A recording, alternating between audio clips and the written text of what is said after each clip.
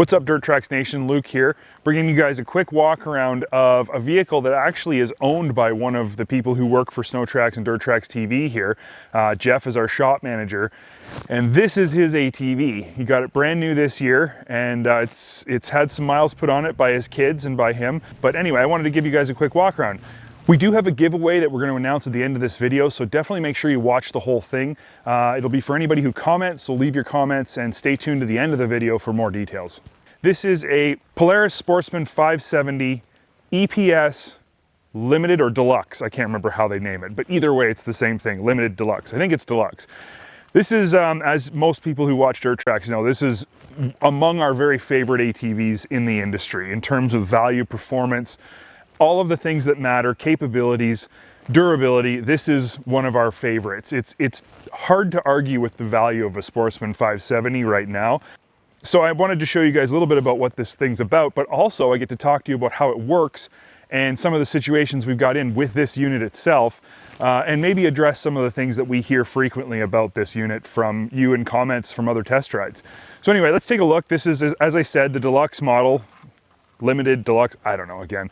But this is basically the best value package for a 570. If you're gonna buy a Sportsman 570, this is the one to have. Obviously, in its name, it has power steering.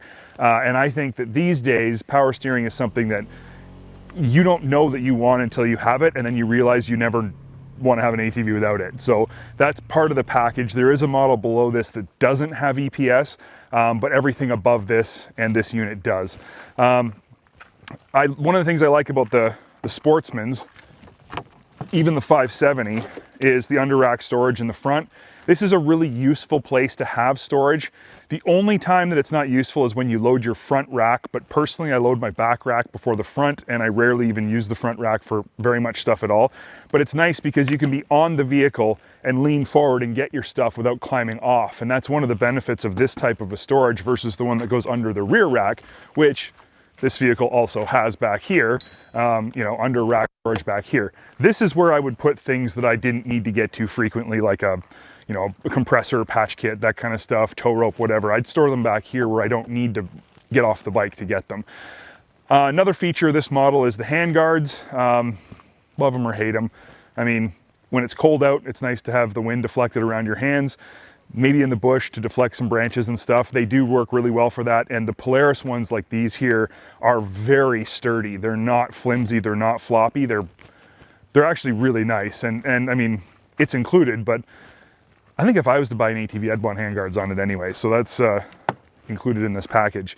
We have CST tires on 14-inch aluminum wheels, again, part of this package. I think they're great looking wheels. The tires are a very good tread pattern. They wear pretty well. They're not the longest wearing tire, but they do have a good tread life.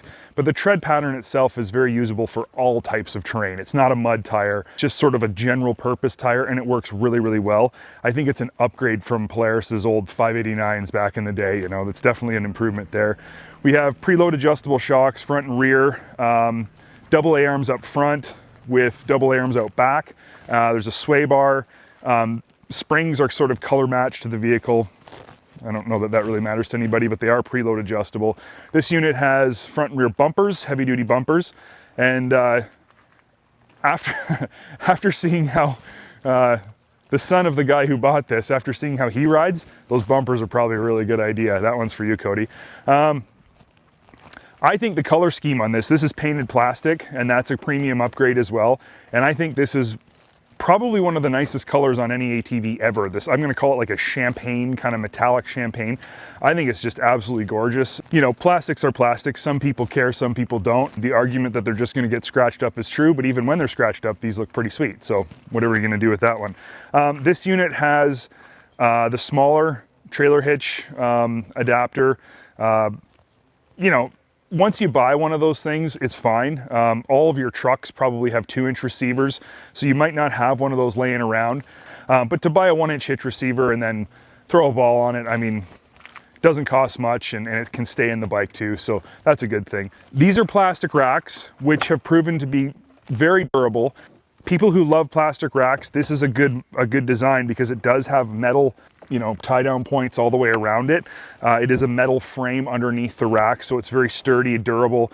lots of places to tie down. There are some Polaris lock and ride mounting holes in here on the rear rack, not on the front. But I will say that with a plastic rack, I like plastic racks. I prefer them because they look nice, but they aren't really fixable. If you smash into something or whatever, you will crack your plastic rack. A metal rack, you can bend it back. Plastic one, you can't. In this case, it's metal and plastic, but that's just one of those things. That's nothing you can change. And I do like how they look. For the amount of times I use the rack, it's not a big deal for me, but it might be for you, so think about that. This vehicle has 2, 4, and active descent control for a shiftable 4x4 system for the Polaris On Demand. Polaris makes a great on-demand 4-wheel drive system. There's no complaints there. It works great. It always has. Active descent control is an interesting one. Honestly, I don't really know if I have it or not. I don't specifically use it for a purpose, but it's there for people who like the feeling of engine braking going down a hill. It has that. We've got your 12-volt outlet here. Nice gauge package for a 570. This is not a budget 570. This is an upscale package. It's got a really nice gauge that works really well. You've got triple headlights, one on the pod, 2 in the front. Very nice as well. So, it's really a well-optioned ATV. Obviously, high, low, neutral, reverse, and park-in gear in the transmission. Single lever braking with foot auxiliary. I think everything I've told you at this point is basically standard Polaris ATV stuff. I mean, really, there's nothing new here. What I will say though is that the 570, it's like Can-Am's 570. It's like they're both basically perfect competitors for each other. They make way more horsepower than they should. This one makes fantastic horsepower, has excellent throttle response, has really good bottom end pull. It revs out top really well. It's snappy on the trails. For a 570 single, this thing feels like it has a lot more under the hood. And honestly, this will give fits to vehicles much larger from other brands. What Polaris has done with a 570 single makes no sense. So, you can actually, if you're looking at, say, like a Grizzly 700 or a Brute Force 750, this thing almost makes the same horsepower as those two models. So you can save a lot of money and get a 570 and have the same amount of power. Do with that information what you will. This thing has a winch with synthetic line. Winch is sort of, in my opinion, necessary these days and should be on every ATV. It's got a really nice, and this is something Polaris has done that I really like. I think it's super slick. The winch cable, the winch controller rather, is like integrated into the switch gear here. It's not that big honking thing that hangs down underneath. It's not in the way. It's very slick, very small, but still totally reachable with your thumb. It looks like it's meant to be there. It's not an add-on. And with the ones that hang down here that you add on to a lot of bikes, I'm always worried I'm gonna hit that with my leg if I go forward or something like that, or turn the bars, it's gonna hit me in the knee. I don't like that setup, it bothers me. This is slick. That is by far the nicest winch controller in the industry right now. So big ups to Polaris for that. One thing about this vehicle that I like a lot about all Polarises, and a lot of vehicles have it today, but Polaris does it really well, is their footwells. There's room in there. The raised foot pegs, this is just the plastic raised foot pegs, and they work good. They're grippy, they're in the right spot.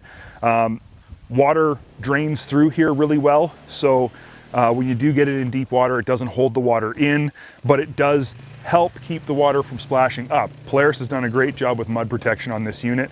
Unless you're in the deepest, gnarliest of mud, this thing keeps you surprisingly clean. Let's talk a little bit about capabilities.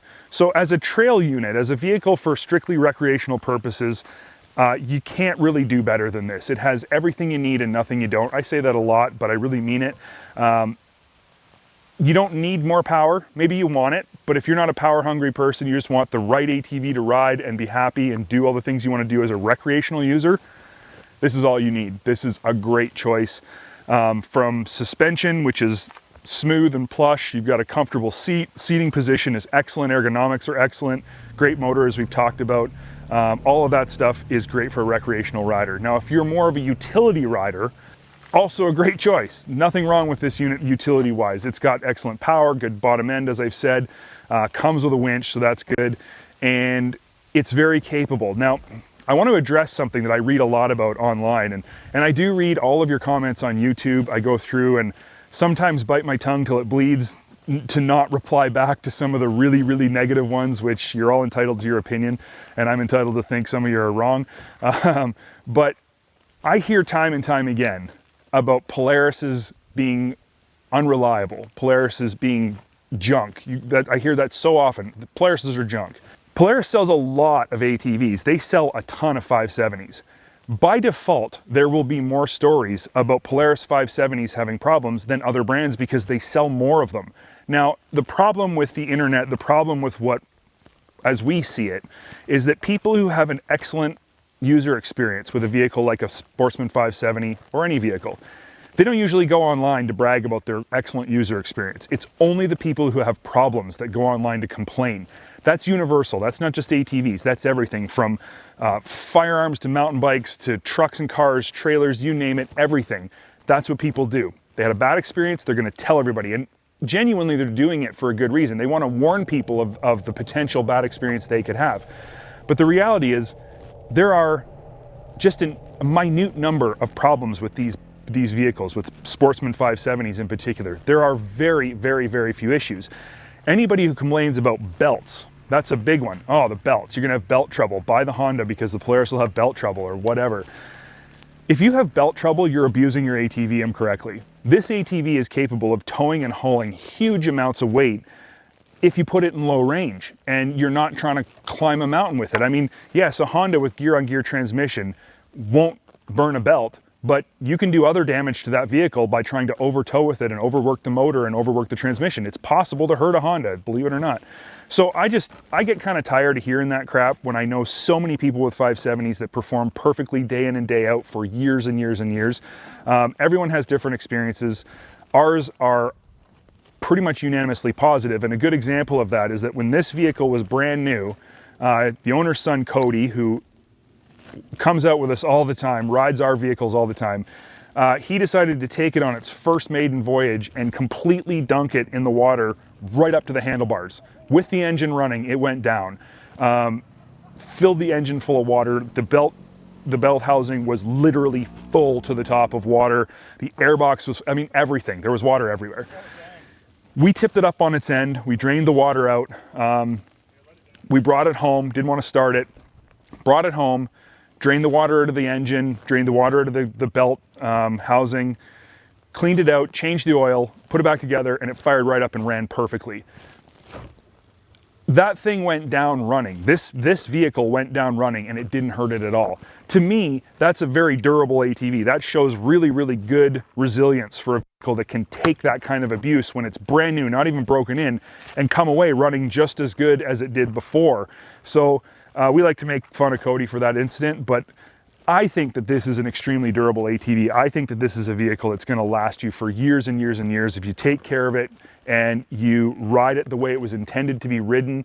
I think that this is gonna last you, you know, a decade, easy, more, 20 years for sure.